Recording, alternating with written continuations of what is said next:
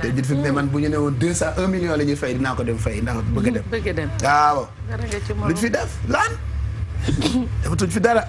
ay BD lay doon ay BD lay doon. Voilà, ils sont là. Donc on retrouve les équipes du ministère de la Santé et de l'Action sociale pour le point de ce lundi 20 juillet 2020. Juste après, on se retrouve pour commenter un peu. Qui a reçu les résultats des examens virologiques ci-après. Sur 639 tests réalisés, 138 sont revenus positifs, soit un taux de positivité de 21%. Les cas positifs sont répartis comme suit. 97 cas contacts suivis par nos services, 41 cas issus de la transmission communautaire et répartis entre Mbao 5, Ouest Foire 3, Saint-Louis 3, Ziguinchor 3, Mermoz 2, Thiadiaye 2, Parcelles Assainies 2, Yoff 2, Almadies 1, Avenue Lamine Gueye 1, Bignona 1, Colobane 1, Diamniadio 1, Diourbel 1, Gibraltar 1, Guédiawaye 1, HLM 6 1, Joal 1, Kaolack 1, Liberté 2 1, Liberté 6 1,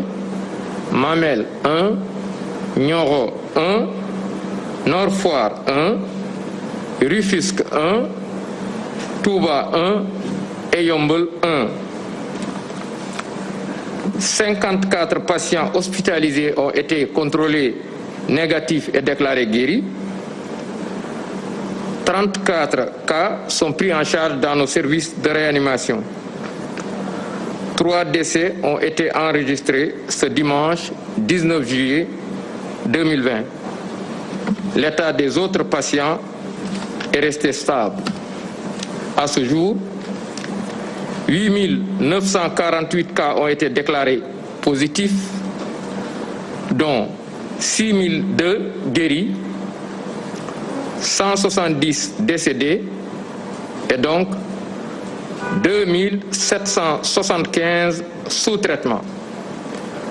Le ministère de la Santé et de l'Action sociale présente ses condoléances aux familles éplorées et souhaite un prompt rétablissement aux malades encore hospitalisés dans nos services. Le ministère de la Santé et de l'Action sociale réitère ses recommandations aux populations, surtout au respect des mesures barrières qui impliquent une distanciation physique d'au moins 1 mètre dans les lieux publics et rassemblements, le port obligatoire de masques, le lavage des mains en cette période d'organisation et d'intensification des marchés, mais également des voyages à l'occasion de la fête de Tabaski. Toutes ces mesures sont à respecter de manière stricte. Mais également, le ministère de la Santé et de l'Action sociale rappelle aux patients qui sont suivis ou qui sont porteurs de maladies chroniques et qui doivent faire l'objet de rendez-vous fréquents, qu'ils puissent toujours aller se rendre au niveau de leurs médecins qui sont au niveau des structures sanitaires et que les services de santé continuent de travailler comme auparavant. Il recommande également aux enfants en âge d'être vaccinés de respecter les rendez-vous et de rester dans le calendrier vaccinal, mais également les femmes enceintes de poursuivre les consultations prénatales, mais également les femmes accouchées récentes qui doivent également veiller au respect de leur rendez-vous. Je vous remercie de votre attention. Assalamu alaikum mbokk yi ma jottali leen communiqué bi bàyyeekoo ci ministère de la Santé et de l'Action sociale tey altine ñaar fukki fan ci weeru juillet bi ñu nekk. Ministère de la Santé et de l'Action sociale jot na résultat examen virologique yi may waaj a lim ci juróom benn téeméer ak fanweer ak juróom-ñeent test yi ñuy def téeméer ak fanweer ak juróom-ñett ñoo ci positif juróom-ñeent fukk ak juróom-ñaari cas ñoo ci contact mooy ñi jaxasoo woon ak ñi yore doomu jàngoro ji juróom-ñeent fukk ak juróom-ñaar ñoo ci cas contact mooy maanaam ñi nga xam ne dañoo jot feebar bi te dañoo jaxasoo woon ak ñi yore doomu jàngoro ji ñeent fukk ak benn ñoo ci cas communautaire mooy ñi nga xam ne dañoo jot ci doomu jàngoro ji waaye dañoo xamul fan lañ ko jëlee ci ñooñu nag Mbao am na ci juróom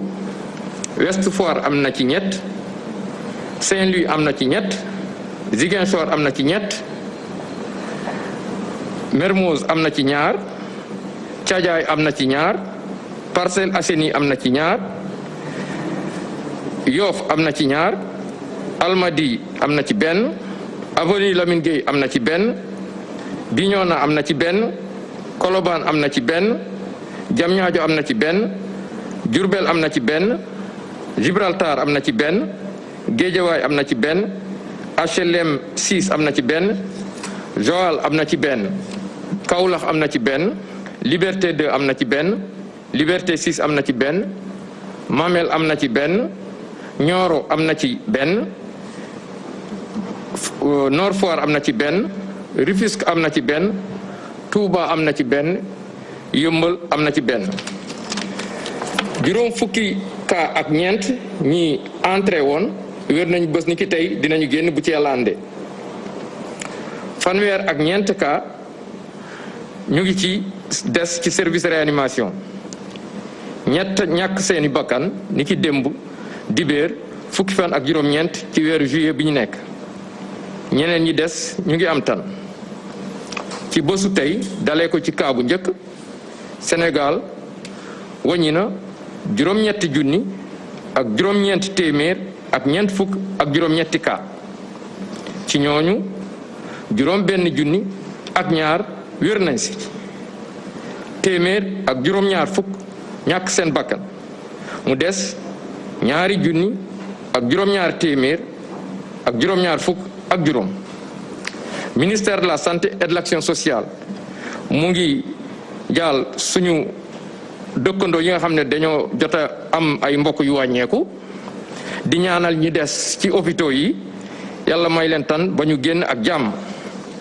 ministère de la santé et de l'action sociale di fàttali askan yi ñu gën a sàmmonte ak digle yi ñu joxe woon surtout ci période bi nga xam ne mooy période tabaski bi ñi war a ñibbi jël transport bi dem ci seen dëkk yi wala aussi ñi fi nekk aussi wala nit ñi di dem ci marché yi ak ci yenn bërëb yi ñooñu toujours fépp fooy dem na nga fexe ba képp ki nga xam ne yaa ngi janoo ak moom wala mu nekk sa wet lu mu gën a néew téeméer lu mel ni mètre dox seen diggante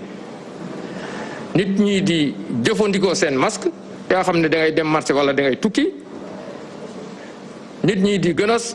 sopp raxas seeni loxo yi te aussi di fàttali maladie mooy maanaam ñi nga xam ne dañoo ñu ngi sooxaale ak yeneen feebar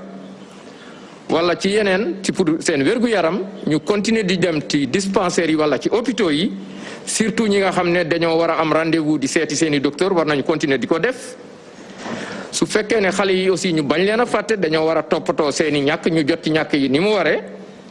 waaye nag jigéen ñu wérul yi tamit dañoo war a def ay consultation li ñu woowee consultation prénatale yi wasin bees yi aussi war nañu dem ci seen rendez-vous niñ ko diglee ministère de la santé et de l'action sociale mu ngi leen di sant di leen gërëm wasalaam. ñu ngi lay gërëm bu baax ci kàddu yooyu nga xam ne ni fésal nga